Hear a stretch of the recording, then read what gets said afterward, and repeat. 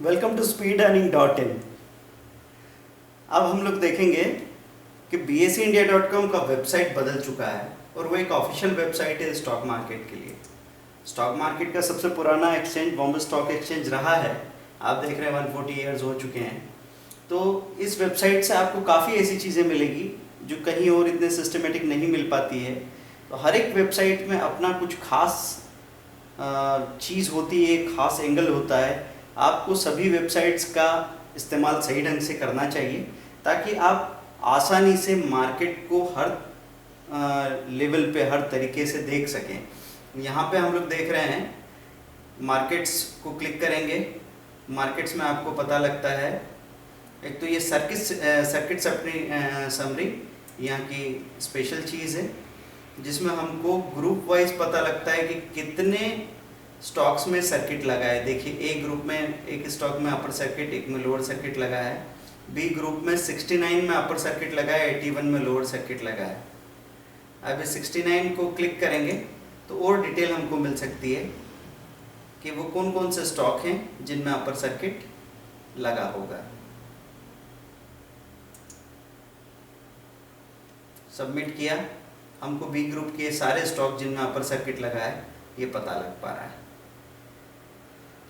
तो upper circuit वाले ये जितने भी स्टॉक्स हैं इनमें आगे आप ध्यान रख सकते हैं क्या किसी तरह का ऐसा ब्रेकआउट है कि बहुत दिनों की गिरावट के बाद अपर सर्किट शुरू हुआ है। तो आप उस तरह की रैली में एक छोटी क्वांटिटी में एंटर कर जाते हैं तो आपको वहाँ काफ़ी बड़ा फ़ायदा मिल सकता है। फिर से मैं मार्केट्स पे जा रहा हूँ जहाँ से हम आए थे। एडवांसेस डिक्लाइंस आप देखना चाहेंगे तो यहाँ मालूम पड़ेगा आपको कि कितने एडवांसेस हैं, कितने डिक्लाइंस हैं। 1130 शेयर बढ़ रहे हैं, 46% शेयर बढ़ रहे हैं, और 1192 डिक्लाइंस हैं, 49% शेयर आज के दिन में गिर रहे हैं। अनचेंज 131 है, टोटल 2500 के आसपास शेयर ट्रेड हो रहे हैं ऑल मार्केट में। मैं ग्रुप वाइज कर देता हूँ इसी चीज़ को। सबमिट किया तो ये पता लग रहा है मुझे कि ए ग्रुप में 132 एडवांसेज हैं, 161 डिक्लाइंस है, परसेंटेज भी दिया हुआ है। बी ग्रुप में 847 एडवांसेज है, 885 डिक्लाइंस है, ये टोटल दिया हुआ है ना। तो आपको ये भी अच्छे से पता लगता रहता है कि ए ग्रुप के स्टॉक्स की संख्या कितनी है। यहाँ पे ए ग्रुप में 297 लगभग 300 शेयर्स दिख रहे हैं, बी ग्रुप में हमको 1825 दिख रहे हैं, ठीक है। जेड ग्रुप के बहुत सारे स्टॉक हैं, टी ग्रुप के हैं, इनको हमको अवॉइड करना चाहिए। तो ग्रुपिंग का मालूम पड़ेगा आपको, साथ में इंडेक्स करके मैंने सबमिट किया तो मुझे इंडेक्स वाइज पता लगेगा कि S&P BSE 100 में एडवांसेस कितने, डिक्लाइन कितने हैं, 200 में कितने एडवांसेस डिक्लाइन है, ऑटो में कितने बढ़ रहे हैं घट रहे हैं। तो सेक्टर का पूरा सही आइडिया आपको यहाँ पे मिल सकता है, कौन कौन से सेक्टर में एडवांसेस ज़्यादा हैं, डिक्लाइंस कम हैं। तो आप मान सकते हैं कि आज के दिन बाइंग में हम इन पे ध्यान दे लें। और ऐसे सेक्टर्स आपको दिख रहे हैं जिनके एडवांसेस कम और डिक्लाइंस ज़्यादा है, उनमें आप सेलिंग पे ध्यान दे लीजिए। तो आसानी से आप यहाँ पे अपना काम कर पाएंगे। फिर से बैक करके हम जाते हैं मार्केट्स में।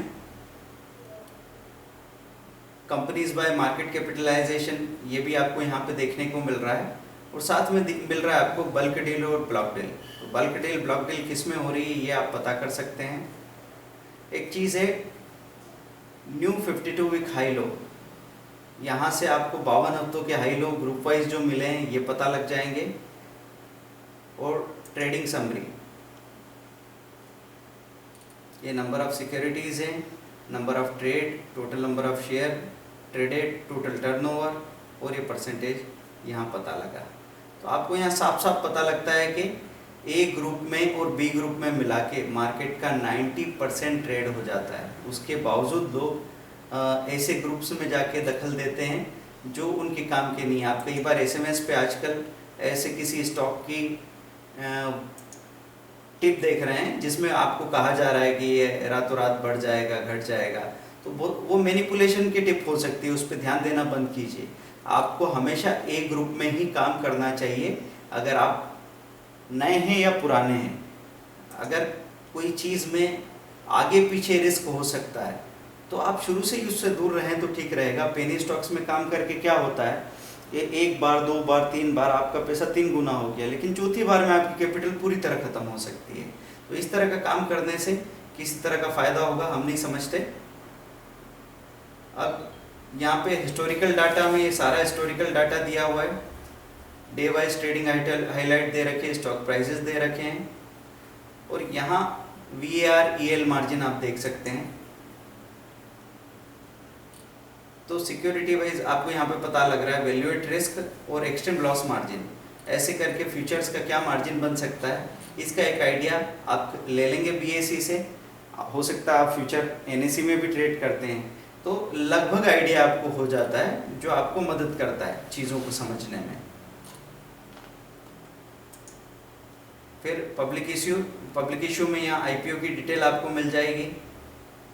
Product and services training and certification भी यहाँ पे दिया हुआ है, तो इसको आप देखते रहें, आपको यहाँ पे बहुत सारी चीज़ें समझने को मिलेगी जो आगे काफ़ी काम की होंगी। Thank you very much.